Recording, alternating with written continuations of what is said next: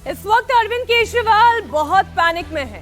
राहुल गांधी, सोनिया गांधी, प्रियंका गांधी, अखिलेश यादव सबके सब बहुत पैनिक में हैं। और इसकी एक ही वजह है, नरेंद्र मोदी।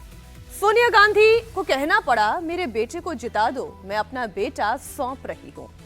केजरीवाल को कहना पड़ रहा है कि इंडिया अलायंस की सरकार बना दो, वरना लंबे वक्त तक जेल में रहना पड़ेगा। अखिलेश यादव को अमेठी और रायबरेली जाकर राहुल गांधी के लिए प्रचार करना पड़ा। 5वीं फेज की वोटिंग से कुछ घंटे पहले पॉलिटिकल टेम्परेचर एकदम हाई चल रहा है। बस एक नेता है जिनको पता है कि 4 जून को क्या होने वाला है। उस नेता के दिमाग में इस वक्त क्या चल रहा है, ये हम आपको बताएंगे इस रिपोर्ट में। भीतर की बात बताता हूं, बताऊं भीतर की बात बताऊं पक्का।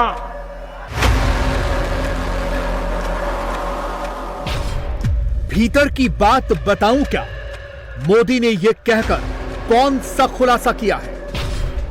मोदी को किसकी इनसाइड स्टोरी पता है?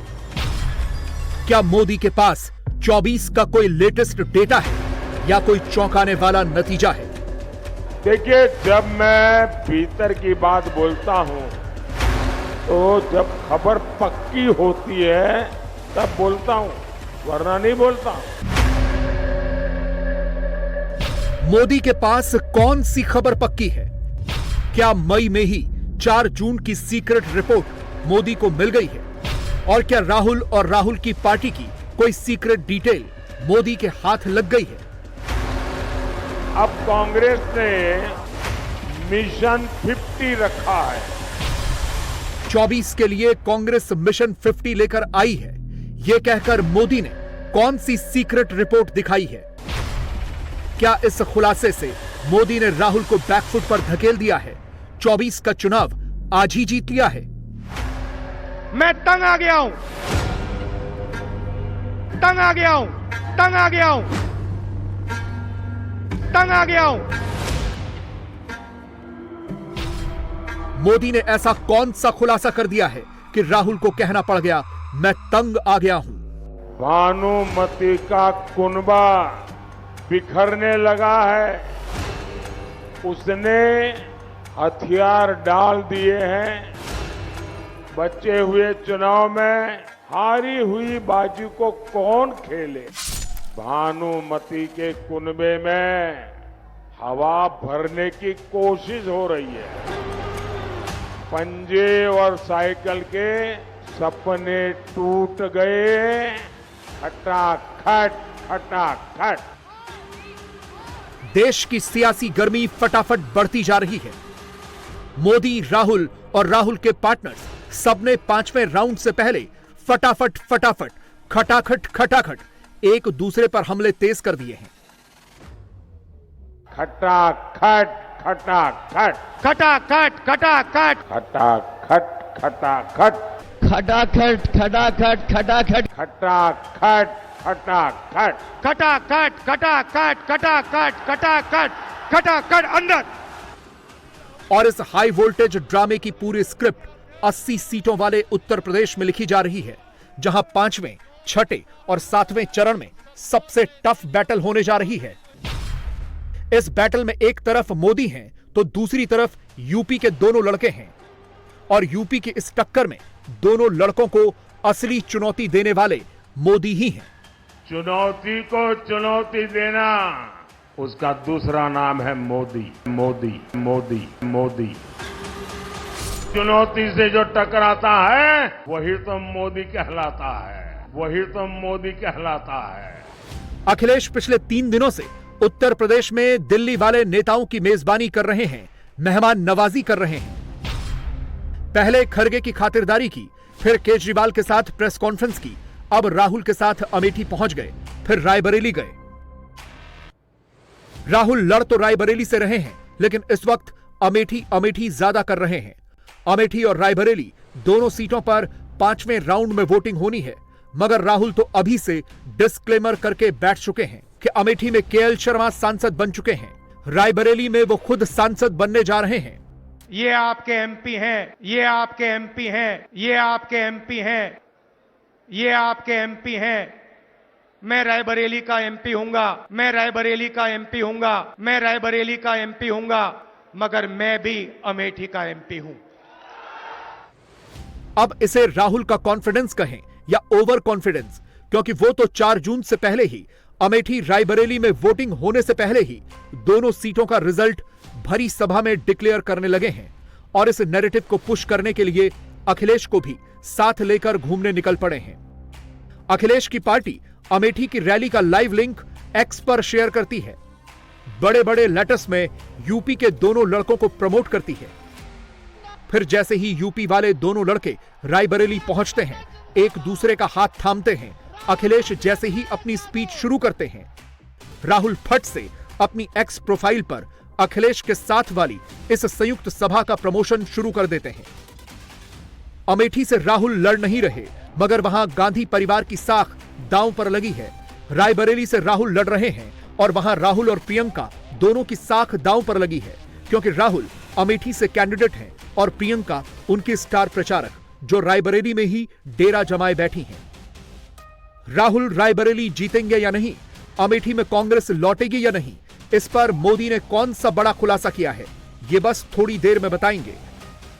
मगर उससे पहले ये देख लीजिए कि अखिलेश ने राहुल के सामने अमेठी पर क्या कहा, स्मृति ईरानी को कैसे ताना मारा है। अमेठी में सिलेंडर वाले लोग, अमेठी में सिलेंडर वाले लोग अब सरेंडर कर रहे हैं।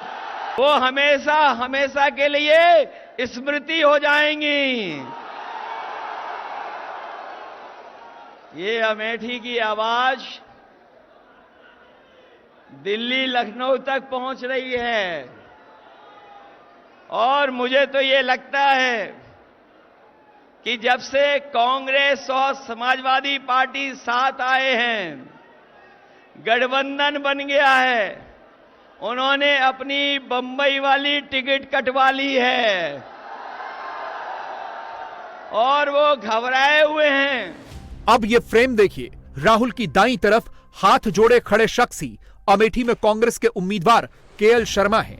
मगर जिस सीट पर जीत के लिए अखिलेश और राहुल दोनों इतनी बैटिंग कर रहे हैं, क्या वो सीट सच में निकलने वाली है?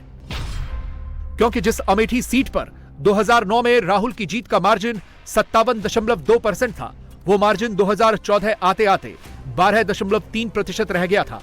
यानी उन 5 सालों में राहुल को सीधे सीधे 44.9% का घाटा हुआ।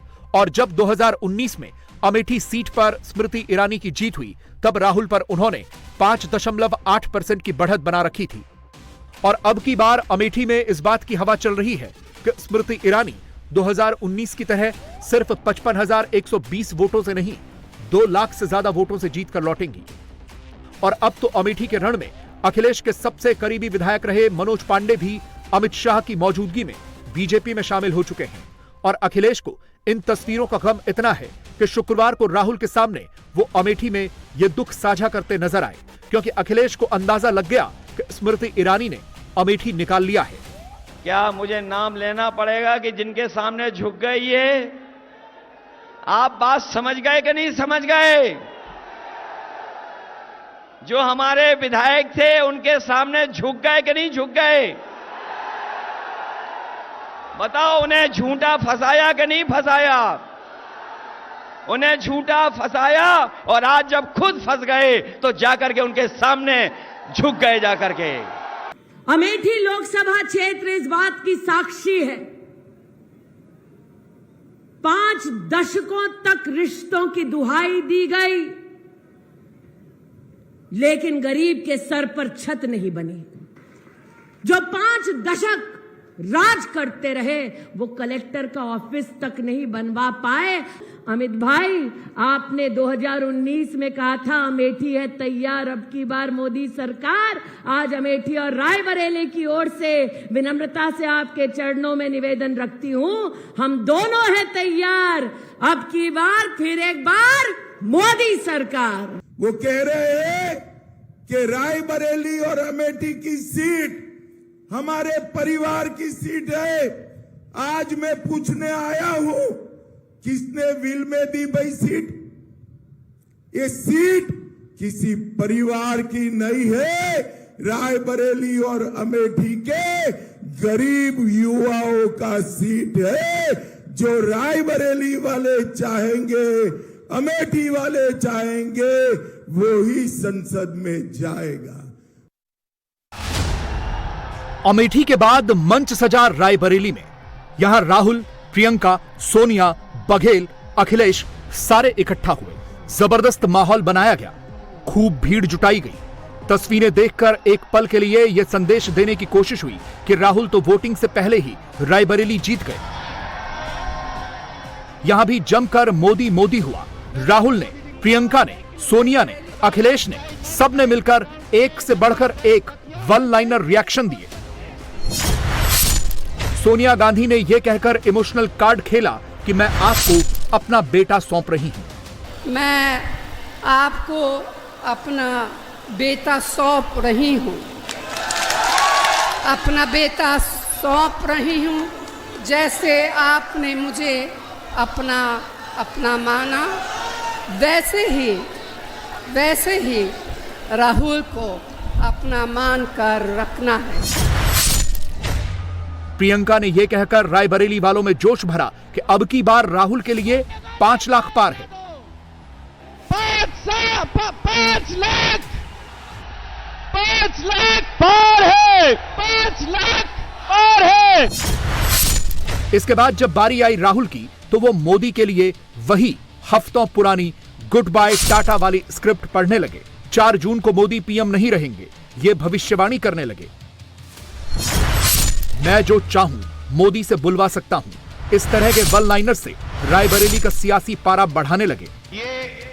रायबरेली में राहुल के लिए भीड़ जुटी और उस भीड़ का मनोरंजन भी राहुल ने अपने ही स्टाइल में किया। हां, इसके लिए भी उन्हें मोदी के नाम का ही सहारा लेना पड़ा। वाह वाह वाह वाह वाह वाह वाह, क्या बात बोली प्रधानमंत्री ने, क्या बात बोली। काफी मजा आ रहा है, क्योंकि जो भी मैं चाहता हूं मैं प्रधानमंत्री के मुंह से बुलवा सकता हूं कि हम बैंक अकाउंट में ठकाठक ठकाठक ठकाठक ठकाठक पैसा डालेंगे। नरेंद्र मोदी अपने भाषण में कहते हैं ठकाठक ठकाठक ठकाठक ठकाठक। आप मुझे बताओ क्या बुलवाना है नरेंद्र मोदी से, मैं कल बुलवा देता हूं। 2 मिनट लगेंगे।